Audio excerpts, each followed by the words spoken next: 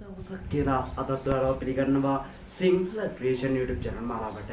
ඉතින් මම අද දවසේ ඔයාලත් එක්ක කතා කරන්න ලෑස්ති වෙන්නේ හරිම ලස්සන පාඩමක්. ආදරණීය නංගි මල්ලියේ අද මම ඔයාලත් එක්ක කතා කරන්න ලෑස්ති වෙන්නේ සමානාර්ථ පද හා විරුද්ධාර්ථ පද කියන මෙන්න මේ අපේ වැදගත් මාතෘකාව. මොකක්ද සමානාර්ථ පද සහ විරුද්ධාර්ථ පද? සමානාර්ථ කියන්නේ සමාන අර්ථයක් සම අර්ථයක්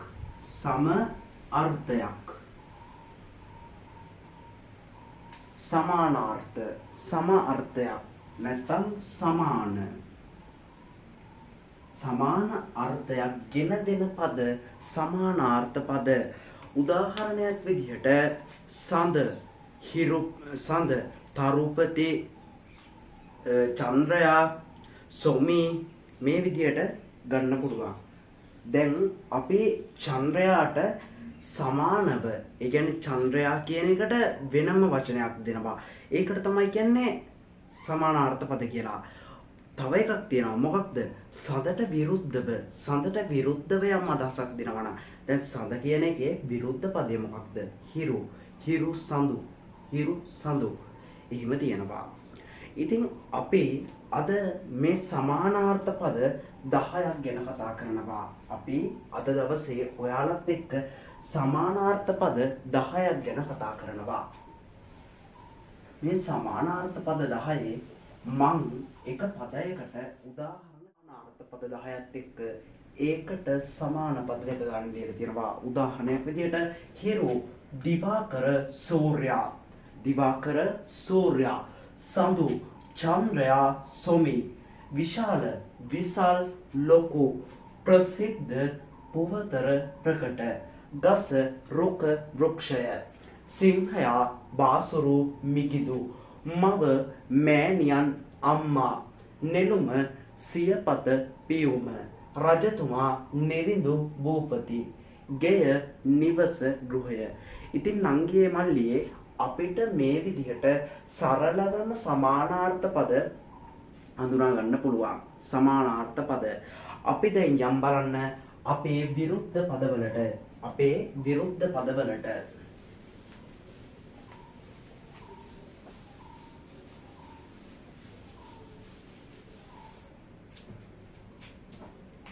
අපි දැන් කතා කරන්න යන්නේ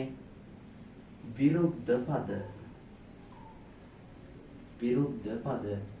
සමහර අය මේකට විරුද්ධාර්ථ පද කියලා කියනවා. ඒ වචනය ගත්තාම නම් සරලවම මේ විරුද්ධ පද කියන එකේ අර්ථය අපිට ගැඹෙනවා. විරුද්ධ අර්ථයක් දෙන එහෙමත් නැත්නම් වෙනස් අර්ථයක් දෙන පද අපිට හඳුන්වන්න පුළුවන් මොනවා කියලාද? විරුද්ධ පද කියලා.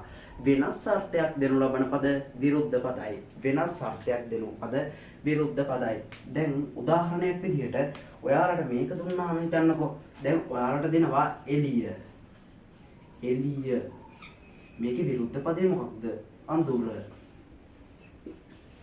උතුර විරුද්ධ පදේ මොකක්ද? දකුණ.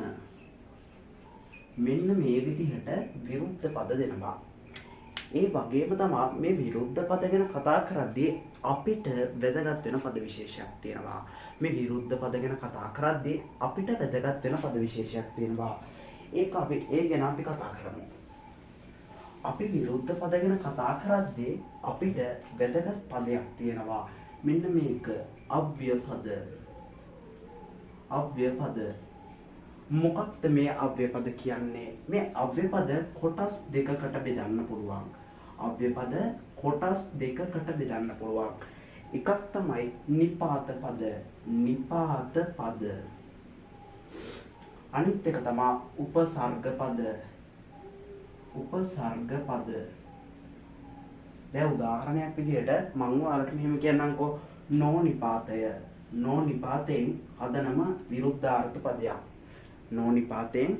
හදනම විරුද්ධාර්ථ පදයක්. නොහැකි. ඊට පස්සේ මේ හැකි කියන එකෙන් අපිට හදන්න පුළුවන් නොහැකි. ඊට අමතරව දුෂ් මේ වගේ ඒ වගේනොත් හදන්න පුළුවන්. මේ උපසර්ග දුර් දුර් කියන නිපාතය දුර් කියන උපසර්ගය එකතු වෙලා අපිට හදාගන්න පුළුවන් දුර්ජන. දුර්ජන කියන්නේ ජනයා අතර ප්‍රකටත්වයක් නැති ජනයා අතර අපි කියන්නේ සමාජයේ වැරදි පුද්ගල පිරිසක් ඉන්නවා කියලා. අන්න ඒකට තමයි කියන්නේ දුර්ජන. ඒ වගේ ඒවා ගන්න පුළුවන්. මීට අමතරව වෙනම අර්ථයක් දෙන පදක් තියෙනවා. උදාහරණයක් විදිහට විරුද්ධ පදයට වෙනම අර්ථයක් දෙන පදක් තියෙනවා. ඒ මොනවද? එළිය අඳුර.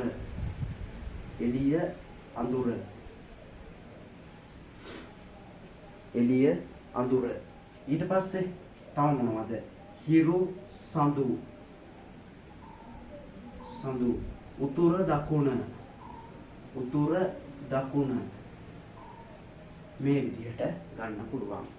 ඉතින් අද අපි කතා කරේ සරලවම මේ විරුද්ධ අර්ථපද ගොඩනැගීම පිළිබඳව.